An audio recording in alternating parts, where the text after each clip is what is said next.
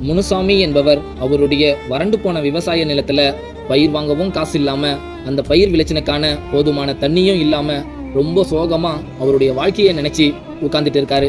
அப்ப அந்த இடத்துக்கு ஒருத்தர் வந்து, ஏன் முனுசாமி ரொம்ப சோகமா உட்கார்ந்துட்டு இருக்க அப்படின்னு கேக்குறாரு. அதுக்கு முனுசாமியும் அவருக்கு இருக்கிற அந்த பண வறுமை பிரச்சனையை பத்தி சொல்றாரு.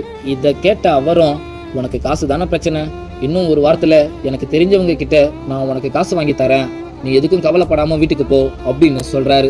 இதை கேட்ட முனுசாமியும் ஏதோ ஒரு நம்பிக்கையோட வீட்டுக்கு போறாரு. அப்ப அவங்க வீட்டுக்காரம்மா அவர்கிட்ட, எங்க நம்ம குடும்பம் இருக்க இருக்க ரொம்ப வறுமையில போயிட்டு இருக்கு, நம்ம பொண்ணுங்களுக்கெல்லாம் கல்யாணம் பண்ற வயசாயிடுச்சு, அவங்க கல்யாணத்துக்கெல்லாம் என்ன பண்றதுனே தெரியல, அடுத்தது என்னதாங்க பண்ணலான்னு யோசிச்சு வச்சிருக்கீங்க அப்படின்னு கேக்குறாங்க. அதுக்கு முனுசாமியும், நீ எதுக்கும் கவலைப்படாத, நம்ம செந்தில் அண்ணன் அவருக்கு தெரிஞ்ச யார்கிட்டயோ ஒரு வாரத்துல காசு வாங்கி தரேன்னு சொல்லியிருக்காரு, அந்த காசு மட்டும் நம்ம கைக்கு கிடைச்சதுன்னா நம்ம வாழ்க்கையே மாறிடும் அப்படின்னு சொல்லி நம்பிக்கையோட அந்த ஒரு வாரம் காத்துட்டு இருக்காரு. அந்த ஒரு வாரம் கழிச்சு முனுசாமியும் செந்தில் அண்ணன் கிட்ட, அண்ணா யார்கிட்டயோ ஒரு வாரத்துல காசு வாங்கி தரேன்னு சொன்னீங்கல்ல, என்னன்னா ஆச்சு அப்படின்னு கேக்குறாரு.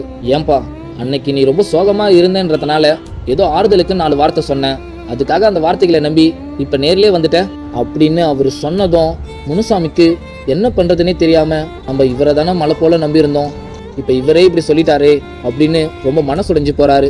நண்பா, ஒருத்தவங்களுக்கு உங்களால உதவி செய்ய முடியும்னா ஒண்ணு முடியும்னு சொல்லுங்க, இல்லைன்னா முடியாதுன்னு சொல்லிடுங்க, அதுக்காக தேவையில்லாம ஆறுதலுக்குன்னு சில வார்த்தைகளை சொல்றேன்னு சொல்லி அவங்களுக்கு நம்பிக்கையை கொடுத்து கடைசியா அந்த நம்பிக்கையை இப்படி உடைச்சிடாதீங்க.